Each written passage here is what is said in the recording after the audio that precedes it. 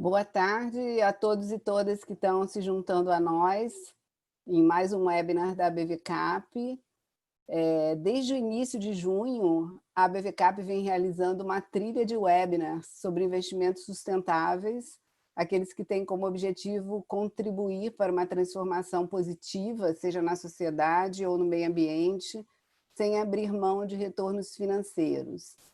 Essa tendência de investir com propósito, que já era crescente, se revelou mais ainda necessária com a crise social e econômica causada pela pandemia. Hoje, um número cada vez maior de empresas e investidores está comprometido com essa agenda, e não resta mais qualquer dúvida sobre a necessidade de uma sociedade global mais sustentável.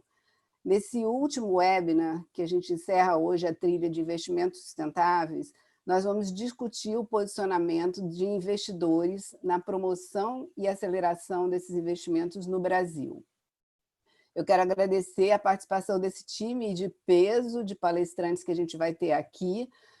Nós vamos deixar que eles mesmos se apresentem para ganhar tempo, porque o tema é muito importante, temos muitas contribuições aqui que virão deles. Então, desde já, eu já passo a palavra para a Nayara, que vai fazer uma breve apresentação para iniciar a nossa sessão. Só lembrando que vocês já podem mandar as perguntas, e as perguntas devem ser mandadas pelo Q&A. Muito obrigada. Bom, obrigada, Ângela. Primeiramente, boa tarde para todo mundo, pessoal. É uma honra para a Apex Brasil tocar esse webinar em parceria com a BVCap. Para quem ainda não me conhece, meu nome é Nayara Silveira, eu sou analista da Apex Brasil já há 6 anos, trabalhei com projetos como South by Southwest por 4 anos e também o Fórum de Investimentos Brasil, organizado pelo governo brasileiro, o Banco Interamericano de Desenvolvimento, dentre outros vários projetos de promoção de negócios. Antes de tudo, eu gostaria de agradecer a participação de todos nessa tarde. Eu sei que as agendas andam cada vez mais disputadas e é muito importante podermos levantar esse tipo de debate com representantes tão relevantes no ecossistema de impacto brasileiro, principalmente considerando todo o cenário mundial de pandemia pelo qual estamos passando. Então, a discussão sobre investimentos sustentáveis ela já era amplamente colocada em pauta diante das novas percepções de conscientização socioambiental, inclusive com já famosos parâmetros de ESGs e as famosas ODS. Acontece que a crise sanitária deu um caráter de urgência para esse debate, adiantou uma discussão que aconteceria provavelmente daqui a 10 anos. Então, antes de passar a palavra para a Alexeira Tosini Freire, que vai moderar o nosso painel, gostaria de apresentar apenas rapidamente o trabalho que temos tocado na Apex e também alguns dados do ecossistema mundial e nacional de impacto.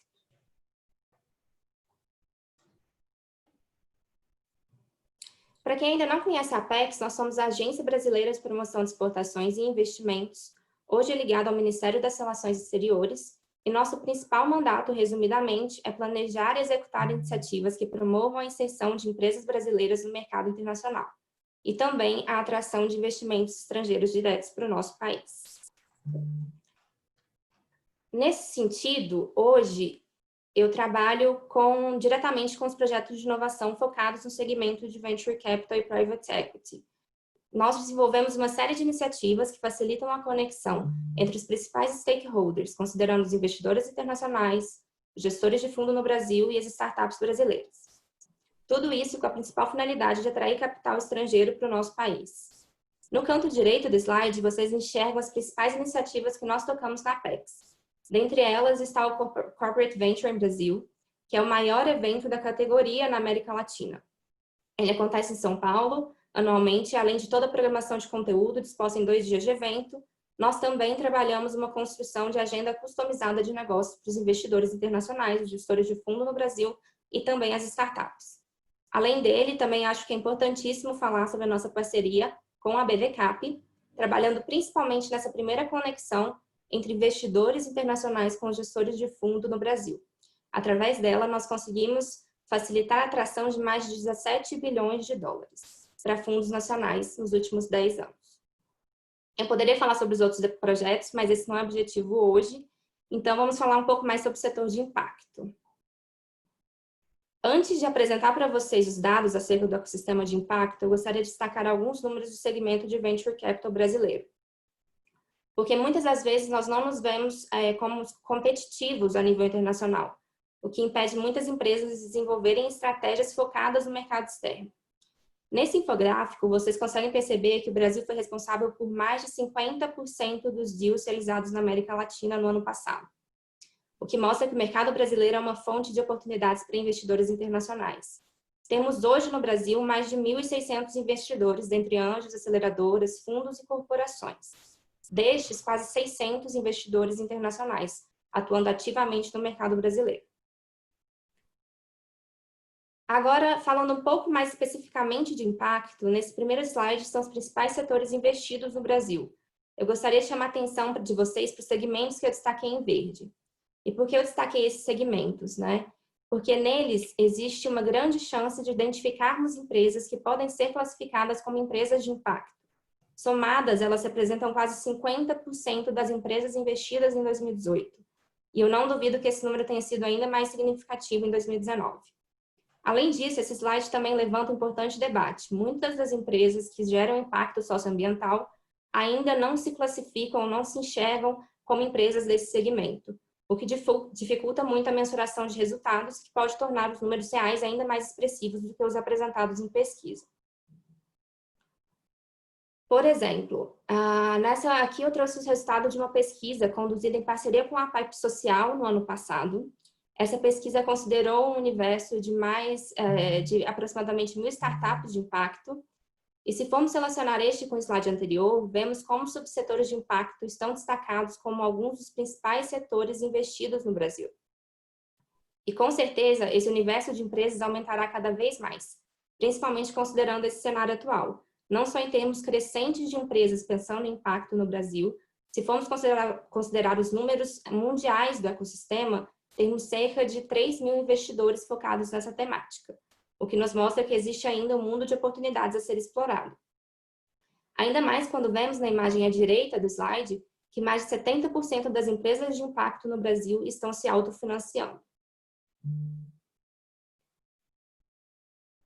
Agora, nesse slide, vemos as atividades mundiais de impacto.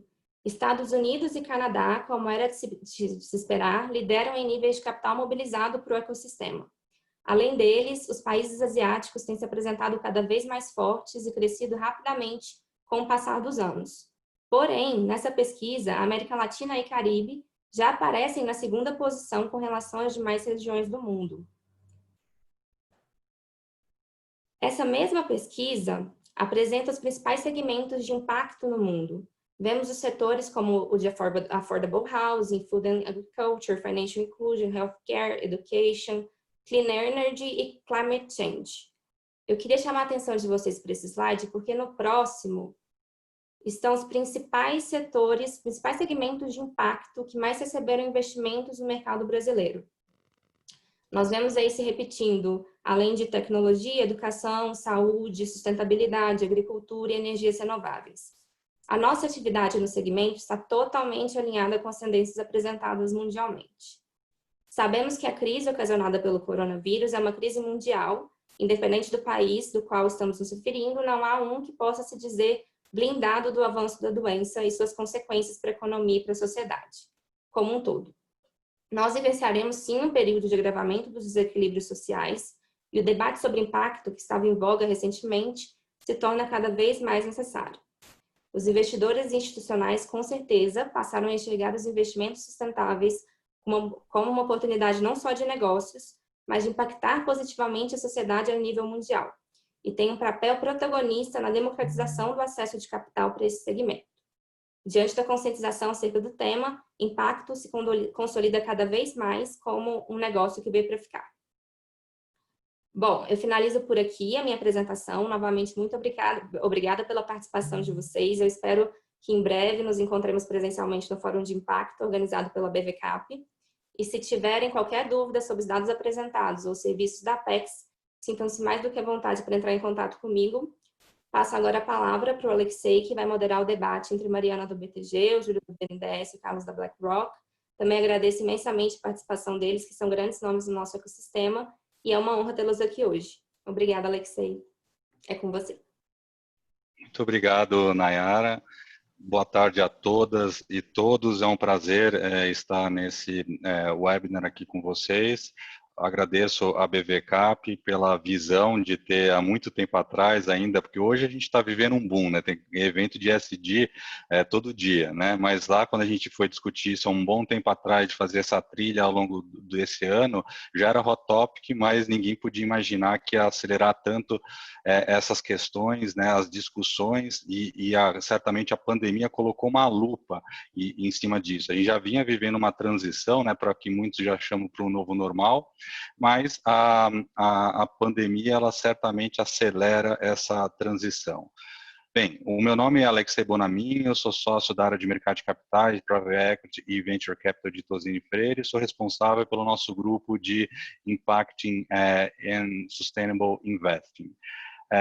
Eu fico muito feliz de estar moderando esse painel, porque aqui a gente teve a felicidade de colocar muito o olhar dos investidores, né, e das instituições que vão estar aqui representadas. Então, a gente teve a ideia de trazer o BNDES, um banco de desenvolvimento, trazer o BlackRock para também como um grande, né, gestor internacional de ativos e que está super atuante também nesse mundo ESG, e também o BTG, que é um banco de investimento muito atuante nesse setor, vai trazer aqui muitas coisas bacanas que eles vêm fazendo, e que também criou uma área recentemente específica, né, full time, para estar dedicada a essas questões.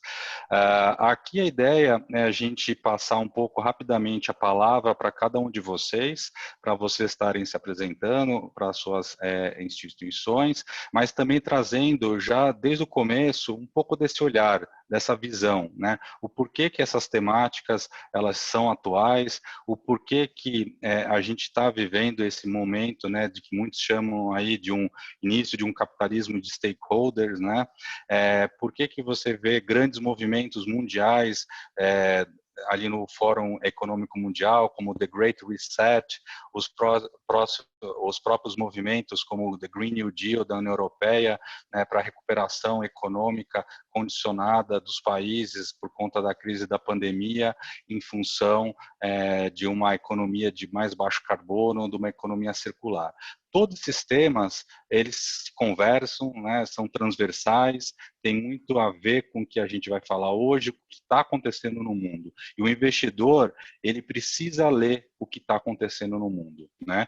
Não só por conta de questões de retorno de investimento, mas também por uma questão de propósito. Propósito para alinhamento intergeracional, propósito, intencionalidade de alinhamento com todos os stakeholders. É disso que a gente vai estar falando aqui. E começando por ordem alfabética, não por preferência, eu começo pelo Kaká, o Carlos Takahashi, da BlackRock.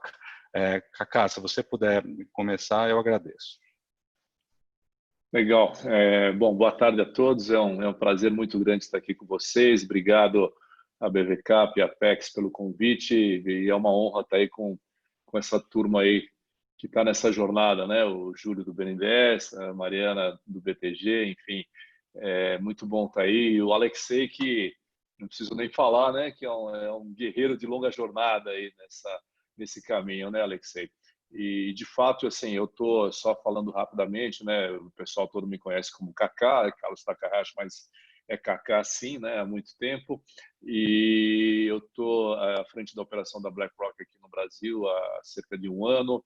E tive a felicidade, né? Depois de uma longa jornada no banco público, 40 anos no Banco do Brasil, acabei aceitando esse desafio e sempre tive, principalmente depois do encerramento do meu ciclo no Banco do Brasil, quando as pessoas me perguntaram, né, Kaká, o que você pretende para o seu futuro, eu sempre falava, eu quero algo que seja um projeto de relevância, com propósito e boas pessoas, né? E no final das contas, fico muito feliz em estar aqui na BlackRock e ela engajada da forma como está nessa agenda de sustentabilidade ESG. Felizmente ou infelizmente, né, nós tivemos aí o evento da pandemia, mas de fato eu acho que a pandemia nos ajudou a trazer alguns alertas muito importantes e talvez o mais importante deles, e nós vamos estar falando um pouco sobre isso aqui hoje, de nós não darmos irrelevância para eventos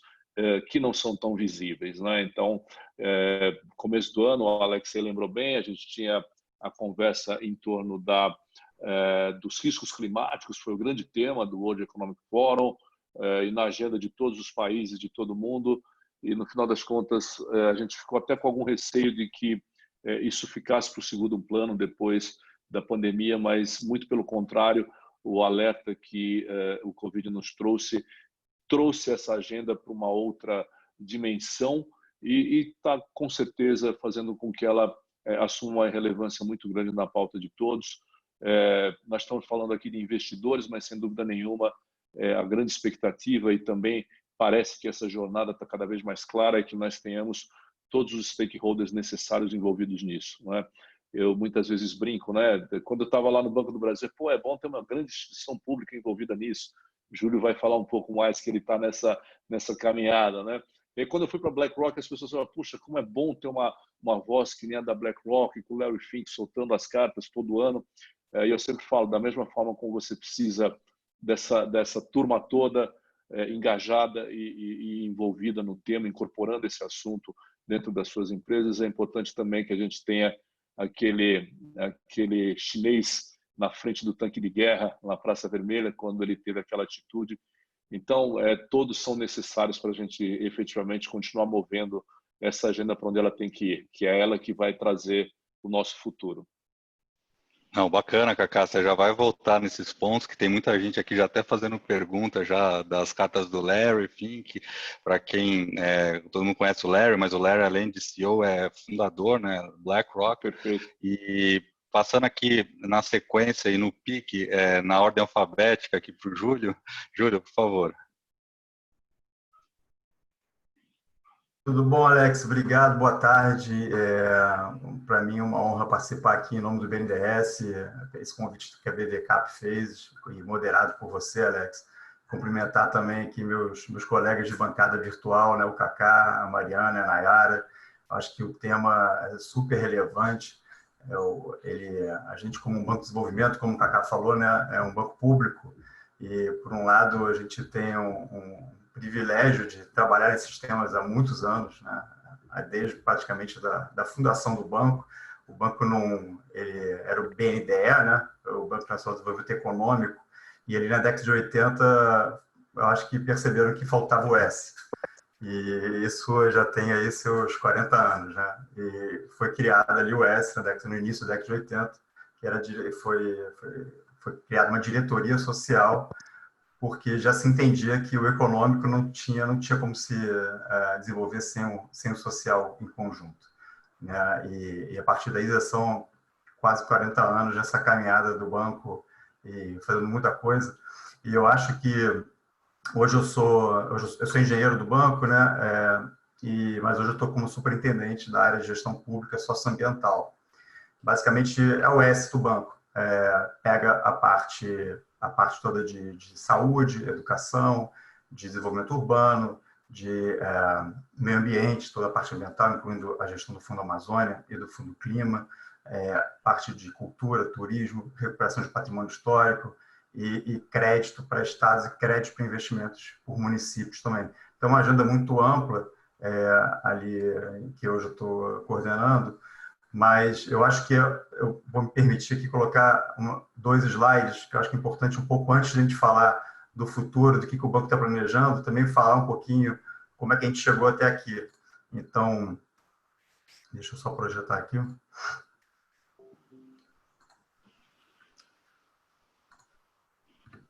Então, como eu falei ali, em 82 foi incluído o S, né? E aí, dali para frente, a gente foi fazendo muita coisa, principalmente na parte ambiental, com a Rio 92, foi criada uma área especificamente, uma área social na década de 90 também, teve uma atuação mais forte do Banco na Amazônia, isso lá em 94, foi criado um fundo social. Isso aqui é um instrumento que é muito importante para o banco.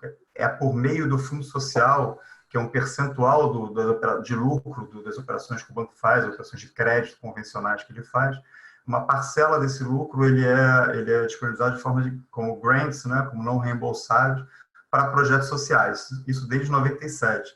E a partir daí, como isso deu muito certo, foram criados outros tipos de fundo. Então, tem o Fundtech, que é um fundo de apoio à base tecnológica, de desenvolvimento da indústria nacional, de pesquisa e inovação da indústria nacional. Depois veio aquela leva dos Criatex, ali em 2006, e aí até uma participação, enfim, bem grande do banco, como fomentador desse mercado de private equity, né, de venture capital e private equity, desde ali do início dos anos 2000. E quando veio o Fundo Amazônia, que é um fundo para a gente também que é muito emblemático, que foi a primeira vez que o país recebeu uma doação tão grande para aplicação na Amazônia por meio do BNDES, isso realmente nos trouxe, caiu uma ficha de que o negócio era para valer. O banco ele tem esse privilégio de trabalhar com esse sistema, mas também tem uma responsabilidade muito grande, que é tocar essa agenda há 15 anos, 20 anos atrás, meio que quase ali com poucos outros parceiros, né? E o banco trabalhou muito na questão de energia eólica, é o maior financiador de energia renovável, energia eólica do mundo, mais de 30 bilhões de dólares foram investidos nos últimos anos. Veio o ETF, até administrado aí, a gestão da BlackRock, que é um índice de carbono eficiente, hoje está com baixa liquidez ali na B3, mas foi um índice, se falar, 8 anos atrás, foi criado o primeiro ETF ligado a essa questão de carbono eficiente aqui no Brasil. E a gente está planejando realmente ir para uma agenda BNDES 4.0 ou 2021, mais ligado ao setor de impacto. A gente acha que isso é muito relevante, o setor de impacto ele é muito importante. Mas como é que isso se liga, né? Eu vou deixar só esse slide aqui. Os temas são muito abrangentes, né? Então, a gente começou a organizar um pouco nossa estratégia de atuação. Hoje, o banco, quem acompanhou as notícias, viu que o banco vendeu aí um pouco mais de 8 bilhões de ações da Vale no block trade na B3, e o presidente Montezano até colocou publicamente que ele está alinhado à estratégia que a gente fez desde o início do ano passado, desde a metade do ano passado, né, que é desinvestimento da carteira da Vepar e foco no social. Foco no social, em educação, foco em saúde, em segurança pública, em estados e municípios, em patrimônio cultural, em inclusão produtiva, na questão do Fundo Amazônia, em meio ambiente em geral, mas não só do Fundo Amazônia, mas na questão territorial da Amazônia, e ações estruturais de sustentabilidade. Então, é uma agenda muito ampla. E o que o banco tem? Qual é o objetivo do banco a partir de 2021? É trazer a sociedade para discutir os projetos junto com o banco. Assim, o banco ele sempre fez as coisas muito sozinho, depois a gente começou a fazer em parceria com institutos e fundações, mas a gente acha que tem que ter a legitimidade da iniciativa privada e das fundações, dos institutos, da sociedade civil em geral, para a gente ter melhores projetos, mais eficientes e mais eficazes também nessa questão toda da agenda social e do investidor social. Então, assim, primeiras palavras minhas são essas, e passar a palavra para você, Alex, mas agradecer novamente o convite aqui para o banco participar. Muito obrigado, Júlio. É com muita alegria que a gente escuta esse novo viés, ou talvez uma reafirmação dos seus valores originários do banco. Tem um monte de gestor que está participando aqui conosco, já também fazendo pergunta. Então, um banco de desenvolvimento, a gente vai falar um pouco mais para frente de blended finance também. É muito importante saber como que o BNDES, com esse olhar socioambiental, também consegue contribuir com o capital catalítico, né, de a gente conseguir fazer mais coisa com o ecossistema. Passando rapidinho a palavra aqui também agora para a Mariana, com muita alegria que a gente tem o olhar de quem está colocando muito desses deals em pé e que está fazendo muita coisa importante aqui para o ecossistema. Mariana. Bom, obrigada mais uma vez pelo convite, né, e por poder participar desse debate. A gente montou a área de impacto ano passado, informalmente, um grupo de mais ou menos 10 a 20 funcionários do banco que tinham interesse sobre o assunto. E aqui no banco, o banco é um banco feito para empreendedores, mas as pessoas que estão aqui também são muito empreendedoras, né? Então, a gente se juntou para ver se a gente conseguia montar e colocar essa área de pé. Falamos com vários players do mercado ano passado, clientes, enfim, fizemos um business case mesmo para ver se fazia sentido. Apresentamos no comitê executivo e aprovamos essa área, né, de investimento de impacto, e a área se tornou agora uma área conjunta de investimento de impacto ESG, porque tem muita sinergia, né, muita coisa que a gente consegue fazer junto, né? E a área é uma área que ela é satélite, então é uma área que ela permeia várias áreas do banco, e nosso objetivo é fazer com que a gente consiga cada vez mais fazer não só os produtos de impacto, mas também ajudar as empresas em estágio mais inicial e mais, enfim, desenvolvidas a tomarem crédito, enfim, a fazerem as operações que outras empresas tradicionais já fazem. Então, nosso objetivo é fomentar esse mercado e ajudar na construção desses produtos, né? Um ponto que eu acho que é importante é que eu vim da área de wealth management, né, do private banking. Então, estou há 15 anos nessa área. E aí eu falo muito com os patriarcas. E a visão dos patriarcas é uma visão muito de negócio, filantropia, filantropia. E aí a segunda geração, ela vem, né, em conjunto com os patriarcas. A gente faz eventos todo ano, a gente conversa muito com a segunda geração. E essa segunda geração vem há 2, 3 anos provocando sobre o tema de investimento de impacto. Então, a partir daí, ou seja, vocês falaram que o banco de investimento tem um papel importante, tem mesmo, né? Bancos, gestores têm tem uma função muito importante, tem mesmo, mas os clientes também têm uma função muito importante, né? Porque no final do dia, eles compram esses produtos, né, e apostam no filtro, né? Não vou mais comprar ações da empresa tal, ou não vou investir no gestor qual, e assim por diante. Então, pensando em tudo isso, a gente montou essa área, a gente emitiu, em conjunto aí com a ajuda do Alexei, a primeira debênture sustentável, né, do Brasil. Essa não foi a única, né? A gente foi adiante, a gente foi distribuidor da debênture da Rumo, por exemplo, que fez uma distribuição internacional. A gente fez agora uma outra debênture sustentável como coordenador único, a gente deu firme numa debênture sustentável de saneamento, ou seja, com selo verde, selo social também, de 260 milhões, mais ou menos, então uma debênture importante também para o mercado. E, além disso, a gente está em outros projetos que a gente vai anunciar nas próximas semanas e nos próximos meses. Projetos muito sólidos, a gente estudou bastante enfim, para entrar nesse negócio, para entrar nessa área, a gente está para valer, ou seja, para realmente fazer a diferença. E hoje a gente é um dos principais bancos da América Latina, a gente quer ser o principal banco de investimento de impacto na América Latina, em conjunto com os nossos parceiros. Não, muito bacana.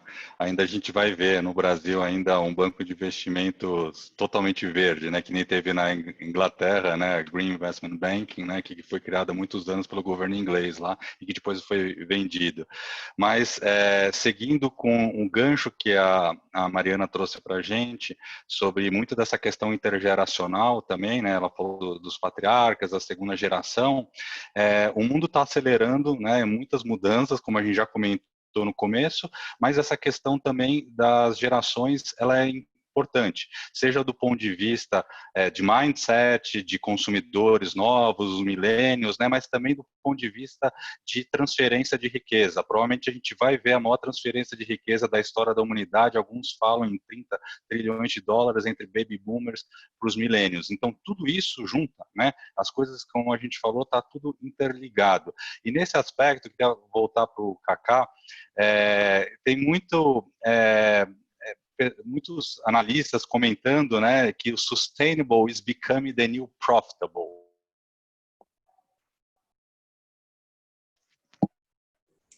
Né?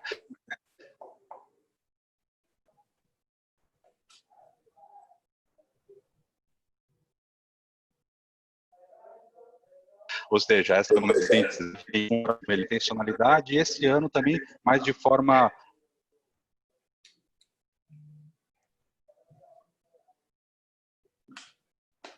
Vocês estão ouvindo o Alexei? Não. Eu perdi um pouco, viu? Eu até... Cacá, Onde é eu que acho que foi que vale eu... você falar então um pouco dessa segunda geração. Ele começou, ele deu o gancho da segunda geração. Acho que você pega a bola agora e chuta para o gol. Eu vou tentar, porque eu ouvi, deu uma Tá, cortadinha. voltou. Voltou, Alex. Eu ia começar a falar um pouco aqui. O seu microfone fechou. Eu acho que está fechado. Não Tá tá? fechado, tá mudo. Vamos lá, Cacau, toca aí. Deixa eu só resgatar, porque eu me perdi um pouco como deu uma cortadinha. Deixa eu ver se eu não Tá bom. perdi Então nada. eu só vou fazer então o wrap-up aqui. Tem muita coisa acontecendo, né? E justamente que a BlackRock, muitas vezes as pessoas falavam, tinha muitas cartas, o discurso, mas a BlackRock colocando em prática os reports agora de stewardship, votando afirmativamente ou não em algumas empresas. Fala um pouco disso, do que é realmente colocar na prática, né? Que esse é um olhar que os gestores estão muito interessados também. Não, legal, Alex. Eu acho que assim o principal ponto, né? Todo mundo, eu vou até dar um rápido passo para trás, né? Às vezes a gente olha ali, por exemplo, essa conversa toda em torno das cartas do Larry, né? Todos os compromissos que a empresa vem assumindo ao longo do tempo, ficaram muito vocais nos últimos 2 anos, mas é uma carta que o Larry Fink já manda, né? Envia para os principais líderes das empresas, CEOs e chairmen e board members já desde 2012, né, e acionistas desde 2012. Então, esse processo todo começou de uma maneira muito inspiracional, falando em propósitos, falando das coisas de uma forma mais ampla, e foi transitando, né, transitou para a governança e depois transitou para um foco ambiental muito forte. Né? Em 2019, a carta dele teve um recado muito importante, né, que trazia a mensagem de que, em função de todas essas divergências geopolíticas, guerras comerciais, tudo mais, estavam fazendo com que os governos não gastassem o tempo necessário para cuidar das outras questões que estavam à nossa porta, e os riscos climáticos eram um dos riscos mais graves que poderiam acontecer, né? Isso foi um grande alerta, né? E em 2020, na carta de 2020, finalmente a BlackRock falou, não, tem algumas medidas objetivas e práticas que nós vamos colocar em curso, né? Então, a primeira coisa, essa é uma grande jornada e a gente não pode desistir, né? Não é da noite para o dia que se faz passo a passo, né? Então você precisa de muita inspiração, você precisa incorporar isso dentro da sua empresa e avançar, não pode desistir nunca, né? E não pode perder de vista o executar, né? Que eu acho que aí sim eu acho que é o ponto que o Alexei colocou, e fundamental, né? Então, esse ano, a BlackRock escolheu, por exemplo, deixar de investir em empresas de carvão mineral e também de requerer das empresas que utilizam essa fonte de energia como principal energia, o modelo de transição para uma energia mais limpa.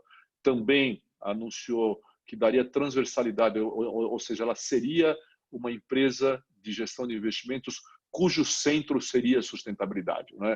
E aí começamos a implementar uma série de medidas para o ESG ganhar transversalidade em todo o nosso portfólio ativo, e também uma conversa muito forte com os provedores de índices para os passivos, para que sejam incorporados os critérios de ESG nos seus índices. Então, foi uma série de medidas amplas, mas também implementar as medidas e não acompanhar também parece que não faz muito sentido, né? Então, a BlackRock também, como o Alexei comentou, e aí um documento muito recente de prestação de contas na área de stewardship, não é? Então, ela também, e essa é importante comentar, essa é uma área segregada na BlackRock, né, de stewardship, porque obviamente você pode ter conflitos de interesses entre o gestor de portfólio e quem cuida da boa governança das empresas, do que se entende por boa governança, escolha correta de membros de board, diversidade nos conselhos e no próprio corpo de funcionários, remuneração adequada dos dirigentes, né? Todos esses temas estão no campo de stewardship de governança. E nós fizemos um screening, né, de 244 empresas de diversos setores classificadas como empresas relevantes sob o ponto de vista de emissão de gás carbônico, né, nas suas atividades, e requerendo dessas empresas medidas efetivas que se tornassem transparentes as medidas efetivas de redução. E as empresas assumiram compromissos dos mais diversos e, ao final do processo, 53 empresas não conseguiram cumprir aquilo que elas mesmas se comprometeram a cumprir. E aí a BlackRock, através de processos de votos, que vão desde recomendar a troca do CEO, do CFO e de outros dirigentes da empresa, até recomposição de conselhos também, no caso que as empresas não conseguiram chegar lá e esses executivos estavam na empresa assumindo esses compromissos, a BlackRock fez essas recomendações através de voto e também através de engajamento. Então, acho que a mensagem que fica aí muito claramente, é uma transição. Então, claro, você tem que permitir que essa transição ocorra, mas essa transição tem que vir com compromissos. E esses compromissos têm que ser acompanhados e isso tem que ter consequência. E, efetivamente, um outro ponto que acho que também nós vamos falar um pouco é que é muito claro que o risco já está precificado. O risco já é precificado quando você não adota as diretrizes adequadas sob o ponto de vista de sustentabilidade e ESG. Esses riscos já são devidamente precificados nos ativos e é por isso que você já verifica uma diferença relevante de performance ao longo do tempo em ativos que incorporam ESG e ativos que não incorporam ESG, tanto sob o ponto de vista de resiliência, quando você não tem, quando você vive um momento de volatilidade, quanto em termos de performance comparados com os tradicionais. Legal, Kaká. Essa palavra que você trouxe agora, resiliência, é isso que é importante agora no momento da pandemia. É isso que tem dado todo esse destaque para essas questões ESG. Obviamente, tem a questão do propósito, da intencionalidade, de ser genuíno, mas também tem uma correlação muito importante com a resiliência que você está falando, A gente vê portfólios muito mais sustentável no longo do tempo, que no long run ele consegue trazer resultados melhores, E nesse aspecto, queria agora também fazer um gancho do que um pouco que você falou e um pouco que a Mariana tinha falado antes, também dessas questões de alinhamento de stakeholders intergeracionais, mas a gente também tem alinhamento de propósito. E a gente tem visto muita questão em alinhamento até de estruturas de blended finance, E que isso eu queria ver um pouco do olhar do Júlio, porque o BNDES, como nosso banco de desenvolvimento aqui do Brasil, um dos maiores bancos de desenvolvimento do mundo, tem uma função, que o próprio Júlio já destacou, das questões socioambientais que estão sendo reafirmadas, não é nada novo, mas estão sendo reafirmadas pelo banco, mas o papel dele como catalisador de tudo isso que a gente está falando, dos investimentos sustentáveis, a gente viu durante muito tempo as empresas, às vezes acostumadas, bater na porta do BNDES e pedir dinheiro. O país está com uma crise fiscal, uma crise aguda de recessão muito séria. Dinheiro não tem, mas a gente tem formas, às vezes, inovadoras e criativas, e o BNDES pode ajudar muito nisso. Às vezes não tem dinheiro para emprestar para tudo, mas entrando como um subordinado, fazendo algumas estruturas de blended, dividindo garantia, Enfim, Júlio, fala um pouquinho para a gente.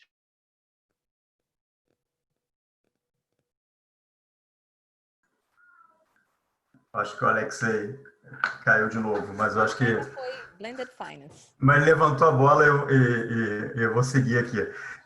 Como o Alex falou, realmente o banco ele acabou... Ele teve uma mudança bem profunda, até, eu acho que, por um lado, até na questão macroeconômica, nas taxas de juros despencaram, o banco ele tinha uma questão aí de uma TJLP na parte de crédito, que realmente era a taxa necessária para fazer o investimento na época, mas, enfim, eu acho que essa discussão ficou para trás, veio a TLP, acabou aquele grande subsídio fiscal, mas, na verdade, na essência, o banco ele não mudou, na questão ambiental, na questão, social, ele não mudou a forma de como trabalha. Então, basicamente, como eu falei, a gente tem alguns fundos, o principal deles é o fundo social, tem o fundo cultural, o fundo tecnológico, são percentuais relevantes, parcelas relevantes do lucro do banco, que são migrados para esses fundos para a gente escolher projetos. como o banco sempre fez isso há bastante tempo. Alex, você caiu, eu peguei a bola aqui, estou tocando, tá? Toca aí. Mas se faltar alguma coisa, você me avisa. Mas então, como a gente historicamente fazia os projetos muito sozinho e há um tempo atrás, a gente, assim, há alguns anos já, a gente viu que realmente não tinha nem braço para tantos projetos, começou a fazer muito em conjunto com parcerias. O Fundo Amazônia foi um instrumento que também nos ensinou bastante essa forma de atuação lá na questão da Amazônia e realmente se sedimentou essa forma de atuação no banco, em parcerias com implementadores de projetos sociais na ponta. Então, agora a gente está indo para um outro passo, que acho que é o passo que a gente precisa dar agora, que a gente está exatamente nesse momento, formulando isso, que é isso que o Alexei trouxe, que é como é que a gente, com recursos, enfim, públicos, gente, como é que a gente consegue alocar um capital concessional, um capital catalítico, por meio de estruturas de blended, para soltar alguns projetos que hoje estão travados, né? Então, a gente está fazendo exatamente esse trabalho agora. A gente já existe, por exemplo, um fundo, que eu acho que poucas pessoas conhecem, que chama Fundo Clima. O Fundo Clima é um fundo do Ministério do Meio Ambiente que é operado e gerido pelo BNDES há muitos anos já. E basicamente é uma participação é um pedaço da participação especial dos royalties de petróleo que vão para o Ministério do Meio Ambiente e ele lá usa a parte não reembolsável e o BNDES usa a parte reembolsável. Mas o reembolsável em taxas muito concessionárias, muito baixas, basicamente para investimento em infraestrutura resiliente, a parte toda ambiental urbana, saneamento, resíduo sólido. Esse é um blended que funciona no banco há muitos anos, para crédito, para projetos maiores. Também a gente, alguns anos atrás, apoiou, não sei se vocês lembram, foi uma campanha grande do banco, o financiamento de painéis solares até para a pessoa física. Então, como é que foi possível isso? Via uma estrutura de blended finance com esse capital concessional lá do Ministério do Meio Ambiente. Então, essa estrutura a gente já consegue fazer. O que a gente está querendo fazer agora é migrar não só na parte de crédito retornável, né, reembolsável ali, mas um fundo de crédito ligado com outros investidores, né, porque é sempre muitos recursos do banco ou do ministério. A gente queria realmente trazer a participação de investidores privados para a gente escolher melhor até os projetos, para a gente ter uma discussão melhor. Esse projeto funciona, ou não funciona dessa forma, se mudar, fizer um pouquinho diferente, vai funcionar de uma outra forma. Por exemplo, a gente fez agora na pandemia, não é uma estrutura de blended, mas eu acho que é uma forma que demonstra um pouco como a gente quer trabalhar, né? A gente fez a atuação para os hospitais beneficentes, uma doação, né? Os hospitais beneficentes atendem 50% do SUS. No Brasil, os atendimentos do SUS são feitos por essas santas casas, hospitais filantrópicos, e realmente eles estavam com uma necessidade muito grande de precisar receber doações. O banco poderia ter feito sozinho a doação, mas a gente se esforçou para fazer captação privada e fazer um match funding. Isso resultou, a gente saiu de uma escala de 50 milhões, vai chegar a quase 80 milhões, só, enfim, com essa mobilização que a gente fez. A gente sabe que se a gente organizar bem, articular bem entre o setor público e o setor privado, a gente consegue elaborar bons projetos. À medida que a gente foi captando esses recursos, a gente foi alterando o próprio projeto, esse projeto que a gente chama de Salvando Vidas, então foi ficando um projeto melhor. Então, essa estrutura de blended é o passo que a gente tem que dar agora, fazer realmente botar um piloto na rua, ver se funciona, quais são os gargalos, ouvir um pouco dos investidores para mexer no produto e aí conseguir escalar. Mas realmente essa agenda é a agenda do futuro próximo. Não, muito bom, Júlio. Isso a gente fica muito feliz de escutar e todo mundo que está escutando aqui tem muito gestor, como eu falei, né, de private equity, de venture capital, obviamente por causa da BVCap, mas isso vale para todos, né, não só para um segmento, mas é uma coisa importante para a gente desalavancar e fazer mais negócios. E essa estrutura, né, que a gente vê de blended, qual que é a conclusão disso? A gente tem tanta coisa para fazer que não tem um capital que seja suficiente, né? O público, o privado, o filantrópico, todos precisam se ajudar para conseguir fazer os objetivos. É muito desafio isso, essa transição, né, que o próprio Kaká estava colocando. Só a União Europeia anunciou 750 bilhões de euros, né, de uma retomada verde da economia, uma economia de baixo carbono. Então, é muito dinheiro que a gente está falando, e mesmo esse dinheiro todo não vai ser suficiente. Então, a gente não tem um capital melhor que o outro, né? O capital, ele, na estrutura de blended, um ajuda o outro, catalisa o outro, né? Então, isso que é a função, acho que é muito importante do BNDES. O BNDES, você mostrou naquela linha do tempo, tem lá coisas inovadoras também, e fazendo coisas até com os gestores aqui de Private Equity, Fundo Criatec, agora lançou recentemente o chamamento, lá, já desde o final do ano passado, para IoT, né, Internet das Coisas. Vamos ter, com certeza, espera aí novidades aí no mundo ESG também, junto aí com os gestores locais e mesmo internacionais, fazendo coisas aqui. Tem um monte de gestor querendo fazer coisa com mezanino, estruturas, né, que são inovadoras e que o BNDES vai olhar. Mas, prosseguindo aqui, a gente tem algumas perguntas também, e eu acho que, Mariana, você poderia endereçar alguns pontos, dar esse olhar, né, de quem está estruturando, distribuindo esses produtos, né? Muita gente perguntando, né, como você cria, né, esse valor, né, para os investidores? Tem produto que ainda não tem, às vezes, uma taxa diferenciada, né? Mas fala um pouquinho dessa questão de geração de valor e também os desafios, né? Porque muito desses produtos, às vezes, não tem de prateleira, né? Você tem que estruturar, originar. Fala um pouco para a gente desses desafios, mas também, certamente, temos oportunidades aí. É um excelente ponto, porque o que aconteceu quando a gente começou a criar a área e começou a montar os produtos? A gente percebeu que haviam vários projetos, só que os projetos são pequenos demais para a gente estruturar e distribuir para o grande público, né? Porque se a gente distribui via uma emissão pública, tem vários passos que a gente tem que dar, várias burocracias que a gente tem que cumprir e tem um custo importante aí. E quando as emissões, ou quando as emissões de dívida, em geral são emissões de dívida, né? Quando as emissões de dívidas, ou quando a estruturação de um fundo pulverizado, ela é feita, você tem que fazer via 400, você tem que pagar essas taxas todas, e aí fica muito caro se o volume é baixo, né? E volume baixo, que eu digo, é baixo em relação às taxas que estão embutidas nesses produtos. Então, o que é que a gente buscou, né, nessas emissões, né? As primeiras emissões a gente fez muito focado, a primeira delas, no público de Wealth Management. Com qual objetivo? Com o objetivo de testar o real apetite desses investidores. Então, a gente tinha conversado no ano anterior, havia o interesse desses investidores, a gente fez uma missão pequena, né, com o selo verde e o selo social, com o objetivo de entender se havia, de fato, esse apetite, o apetite era real, e a gente percebeu que sim, era real, a gente foi super transparente com o produto, funcionou.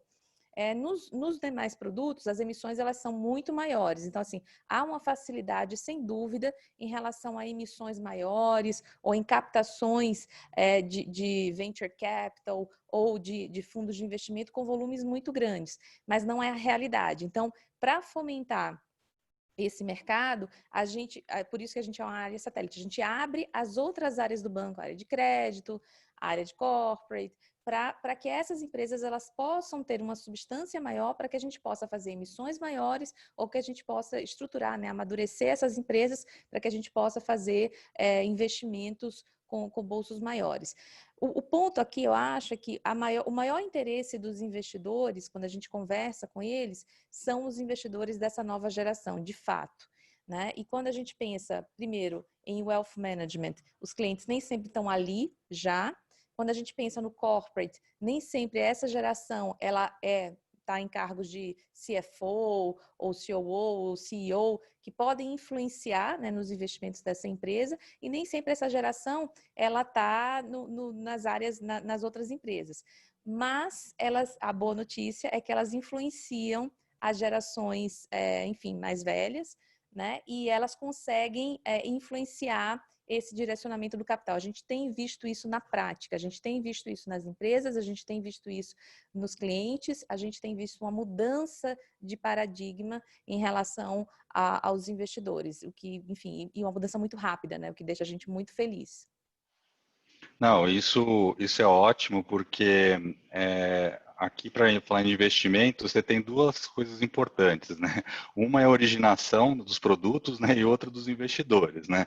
Então, você precisa unir esses dois mundos. Não adianta ter um monte de fundo querendo comprar um monte de produto ESG e não tem empresa ESG, não tem produto sustentável, não tem nada. Então, você tem que continuar originando e originando com qualidade, responsabilidade, né? Todo mundo evitando os washings da vida, social washing, greenwashing, que também são fenômenos que podem acontecer, né? A gente pode acontecer um ponto fora da curva lá, mas a gente tem que focar no mainstream, né? O mainstream genuíno, né? O mainstream engajado.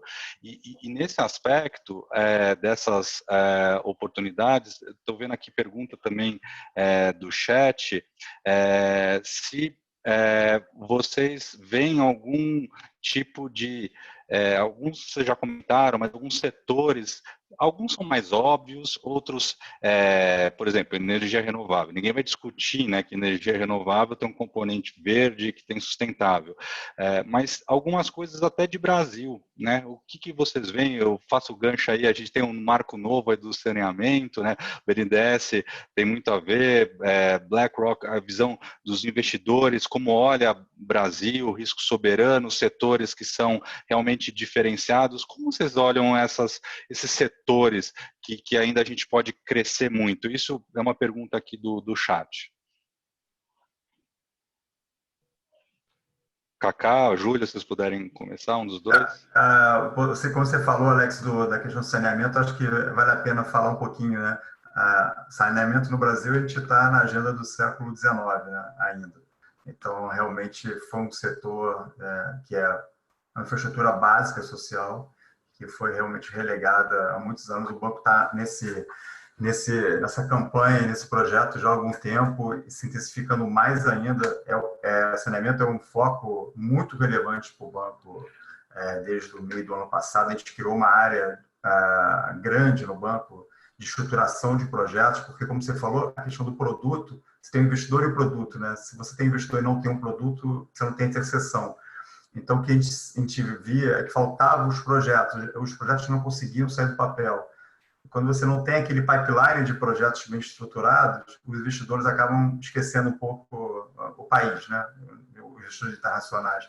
Então, a ideia do banco era fazer uma fábrica de projetos. É uma fábrica que você fosse fazendo projetos setoriais, começando pela parte de saneamento, e já temos mandatos em vários estados e grandes metrópoles para estruturar essa reviravolta da questão do saneamento, que vai levar muitos anos ainda, né, para a gente conseguir a universalização, mas isso é muito importante. Então, liga um pouco com isso que você falou. Se a gente não conseguir montar produtos e projetos bons, não adianta ter dinheiro, né?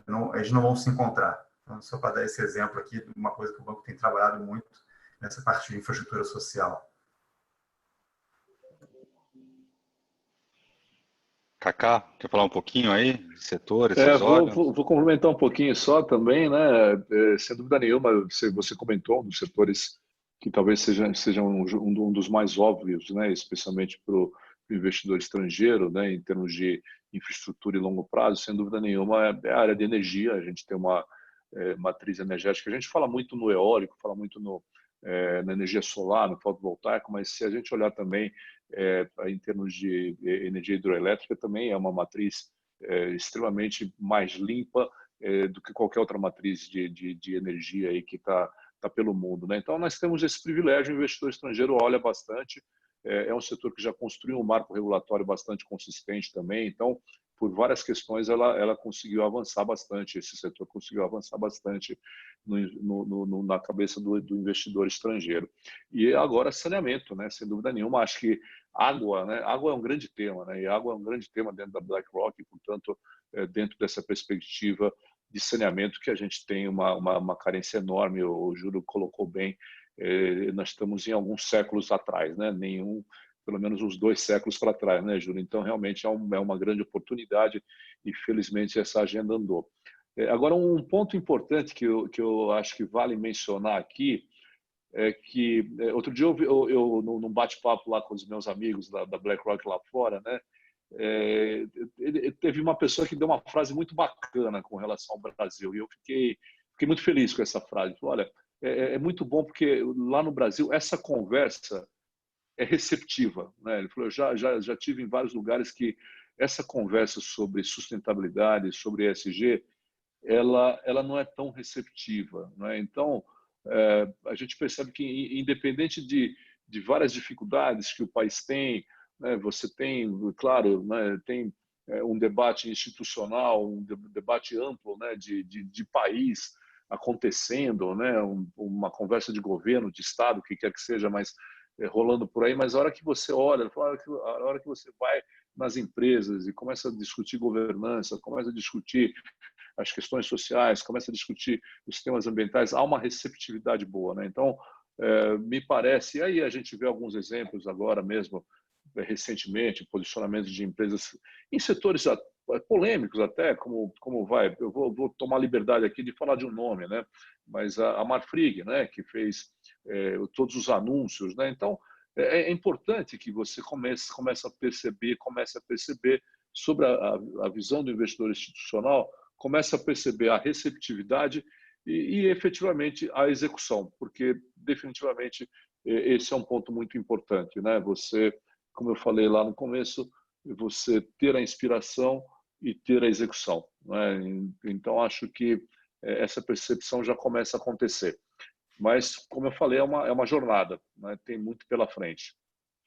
Não, bacana, tem muita pergunta vindo aqui no chat, certamente não vai dar para a gente endereçar todas aqui. Eu vou fazer uma brincadeira só com os investidores, que a Mariana comentou, né?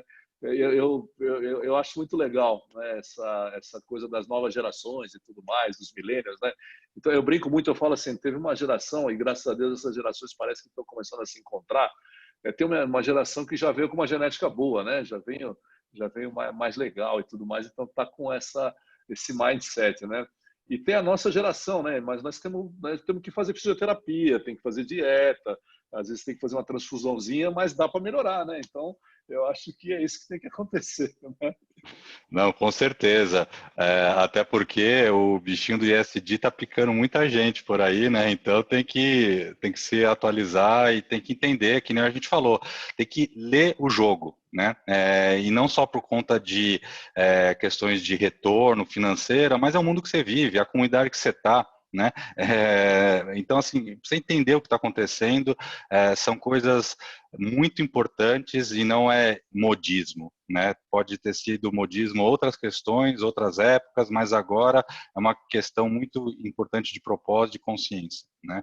E nesse aspecto, tem muita pergunta vindo aqui, então o pessoal perguntando, pô, quais são os desafios aqui, porque tem gestores de tudo que é tamanho também aqui no chat, para conseguir implementar esse olhar, né, dos investimentos responsáveis, sustentáveis, no olhar do banco, né? Por exemplo, o BTG tem área de mercado de capitais, é empréstimo, é crédito que você também pode dar, um ESG linked, é a parte de asset management, né? Ou seja, tem várias formas, né, que você consegue integrar isso, num banco de desenvolvimento, a mesma coisa, numa gestora também. Mas indo já para a parte final aqui, até em benefício do tempo de todos aí do combinado, vamos procurar olhar um pouco para frente agora, né? Um exercício difícil, né?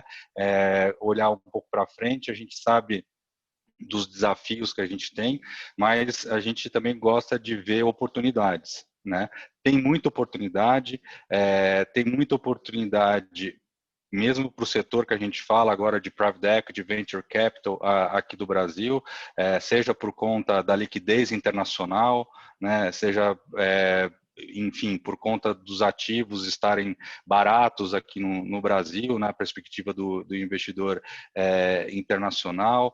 Como que a gente consegue linkar essas coisas, né? Umas condições macro, oportunidades, tem as dificuldades, vão conseguir superar, que forma a gente vai conseguir superar esses desafios, até por conta da pandemia, mas olhando um pouco o copo cheio, né? Vamos olhar para frente, ver como a gente consegue fazer negócio sustentável, com responsabilidade. Queria um pouco essas intervenções aí finais de vocês, para deixar essa mensagem, uma mensagem de desafio, mas de oportunidade também.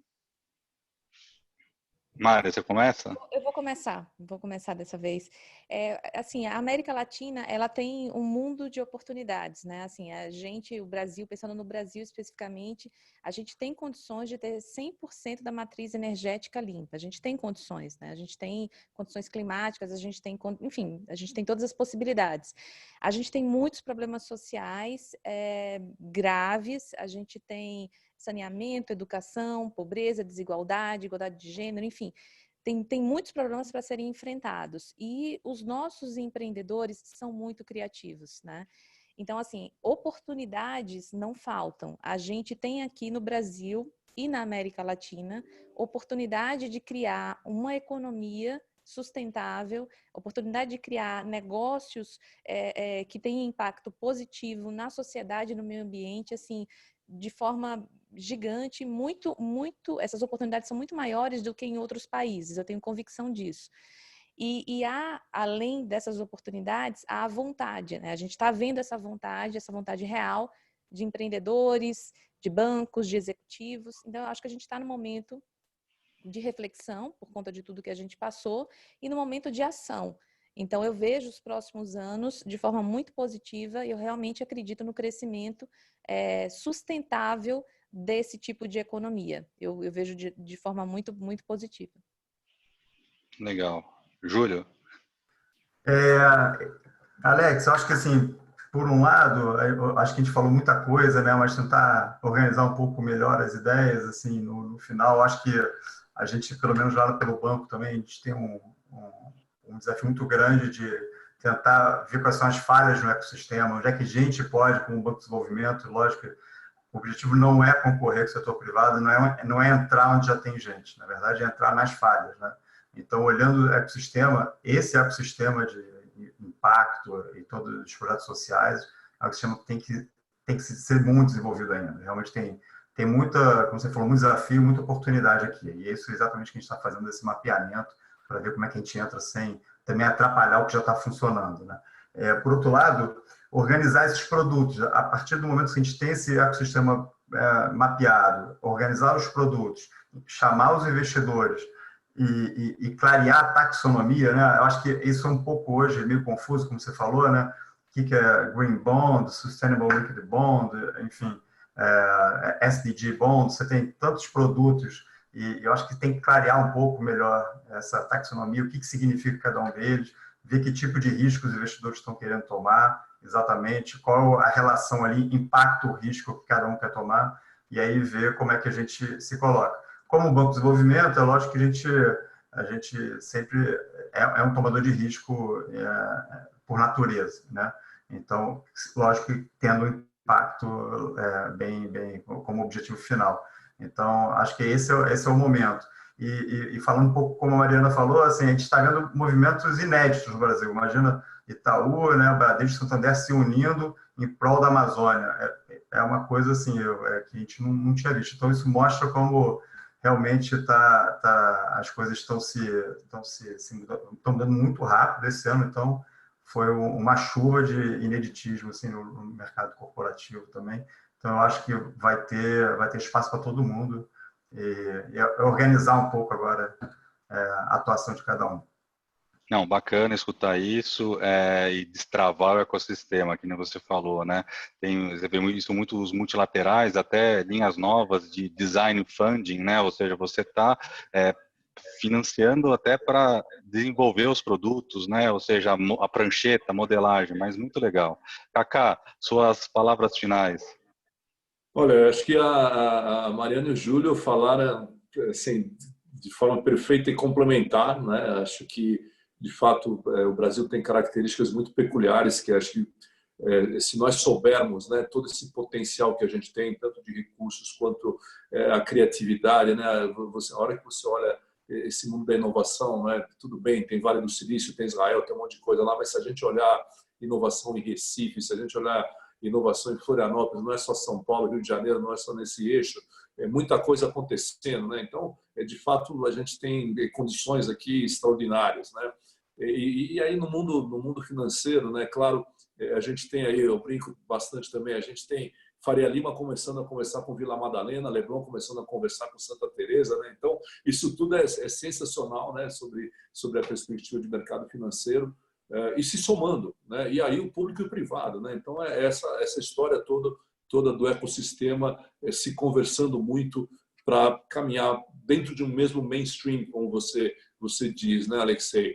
E acho que o cuidado que nós vamos ter que ter é sempre muita preocupação, transparência, porque foi a transparência que nos permitiu estar com essa agenda antecipada, essa agenda acelerada, né? Então a transparência, né, o disclosure, o rei nu que a pandemia trouxe para todos nós, ajudou muito nesses avanços todos, né, nessa aceleração. Então, que ele permaneça nu, que ele permaneça transparente e que a gente tenha a capacidade de integrar tudo isso, que é um grande desafio, né, porque é uma agenda que não dá para fazer só com um banco de investimento, com o BNDES, só com uma BlackRock, só com uma gestora que é puramente de impacto, só com um grande emissor de ativos como o BTG, não é um sozinho que vai conseguir carregar essa agenda de uma forma consistente e da forma como tem que ser. É tudo isso de forma muito integrada. Então, acho que esse é o grande desafio, não é? Com certeza, e é por isso que é super importante de eventos como esse para a gente trazer esse tipo de discussão central, estratégica para todos, né? E a BVCap ela está de parabéns de trazer essa temática para dividir com todos os seus associados, os seus gestores, os seus LPs, GPs, enfim, todos que participam do ecossistema de Private Equity e Venture Capital. Aproveito para encerrar aqui agradecendo as brilhantes intervenções que a gente teve da Mariana, do BTG, do Kaká, da BlackRock, do Júlio, do BNDES, da Nayara, da Apex, e colocando esse assunto onde ele tem que estar, na prioridade, né? A gente tem que discutir, cada vez discutindo com mais profundidade, com mais qualidade, mas a gente precisa sempre estar discutindo esse assunto, porque senão o mainstream não vem. E o grande desafio da transição é trazer o mainstream do capital, né? A gente precisa disso. De novo, todo o capital não é um melhor que o outro, todos vão ser necessários para a gente fazer essa transição. Eu agradeço em nome de todos, dos nossos debatedores aqui. Fiquem bem, com saúde, e muito obrigado e até a próxima. Boa noite. Obrigada. Boa noite.